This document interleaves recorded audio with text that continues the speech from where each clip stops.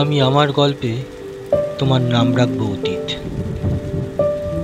যা পেছনে ফেলে এগোনো কঠিন, আবার যাকে আঁকড়ে রাখলে জানি মৃত্যু অনিবার্য।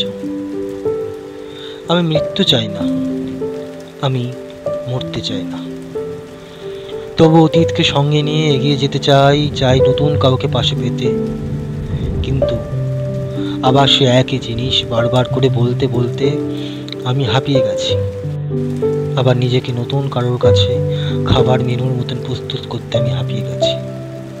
আমি হাঁপিয়ে গেছি অতীত নিয়ে চলতে। আমার ঘুম, চলা ফেরা, কথা বলা, রাগ, কান্না, সবকিছু অতীত কেড়ে নিয়েছে। নতুন কিছুর জন্য এইসব ইমোশন আর কাজ করে না, সত্যিই কাজ করে না। আমি অতীতে আর বেঁচে থাকতে চাই না, সত্যিই চাই না। আমায় মুক্তি দাও। শেষবারের মতন একবার যেন আমি সামনাসামনি হতে পারি তোমার, আমার অতীত মুছে যাতে এগিয়ে যেতে পারি সামনে। নয় সব শান্ত করে দিতে, নয়তো নতুন কাউকে মেনে নিয়ে আপোষ করে চলতে। আমি অতীতকে মুছে ফেলতে পারবো কিনা জানি না, তবু একবার চাই তোমার সামনে আসতে। শেষবারের মতো কি করব সেই মুহূর্তে সত্যিই জানি না, সত্যি বলছি।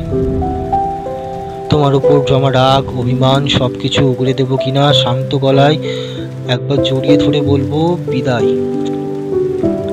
যা করেছো ভালোর জন্য। এই বলে আর পেছনে ফিরে দেখবো না অতীত, সত্যি জানি না।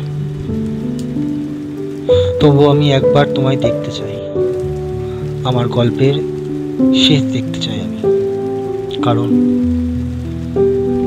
এত সহজে কারো অতীত মুছে ফেলা যায় না।